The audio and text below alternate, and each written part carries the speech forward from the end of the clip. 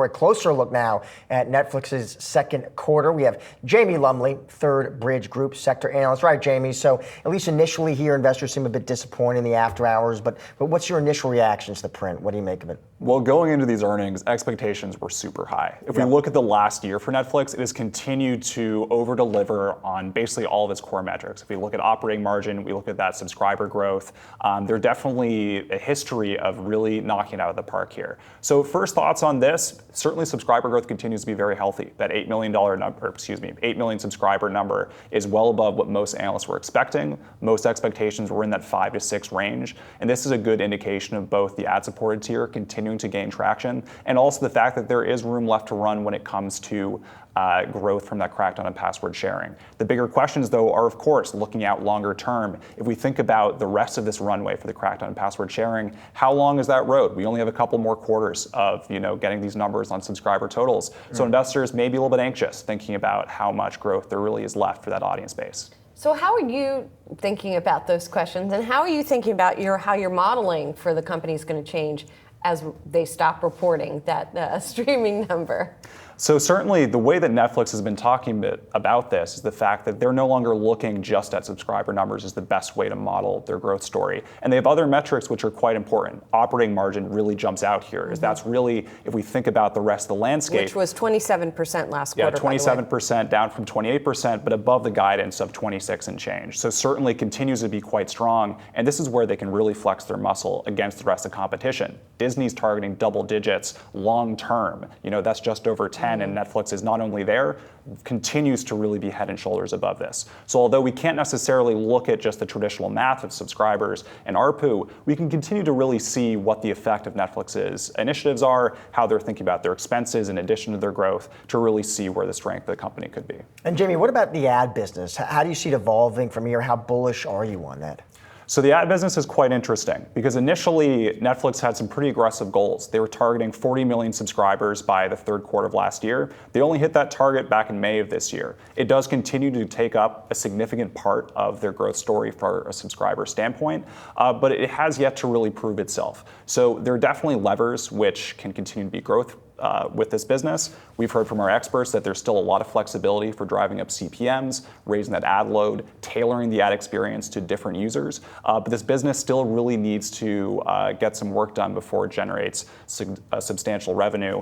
What we've been hearing is that really Amazon is a big player here when it comes to ads and streaming. They're the player which is disrupting the market, really impacting ad sales. Those CPMs you're seeing out there right now. So as things stand, Netflix still has a bit of work to do on that ad tier. I want to ask about content, because the company, talking about Bridgerton, of course, its big hit in the second quarter. That's one of the things that seems to have helped their numbers. They talk in the letter today about the Bridgerton universe, as they call it, generating 172 million views.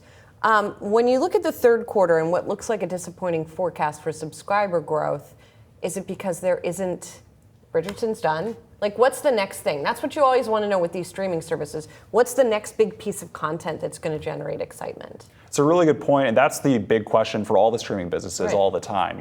What's as good as your last hit was? What is next? And that's something the creatives will continually work on, especially remembering that we're in an interesting time period. We're coming out of that strike period in Hollywood last year, which really disrupted the content slates, the distribution of various types of content, and has made this year be a little bit chunky in terms of what's coming out when and what's really in that pipeline.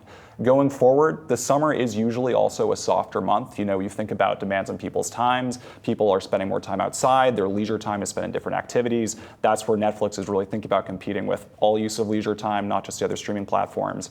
But their content is interesting. We've seen some marquee deals that they've made over the last few months. We have NFL games coming up at Christmas. We have WWE starting next fall, in addition to the ongoing pipeline of originals. So Netflix is definitely trying to diversify their content strategy, find new ways to engage with people, be it finding the next Bridgerton or finding routine programming to continue to have people come back again and again. But they're still trying to figure out what exactly the right balance is for their types of content they want to bring to people. And we should note, Jamie, the stock now, off its lows here, it's down about 2%. I want to ask you a question about sports as well, and how you think Netflix is thinking about sports. And do you think you need, Jamie, do you need more sports if you're going to really build a strong, durable ad business?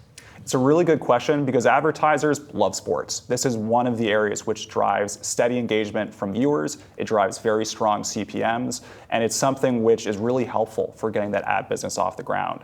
The flip side of this, of course, is the fact that sports are incredibly expensive. We're currently in the process of seeing just how expensive the NBA rights are, with that $76 billion deal being finalized, or in the process of being finalized right now with various distribution partners.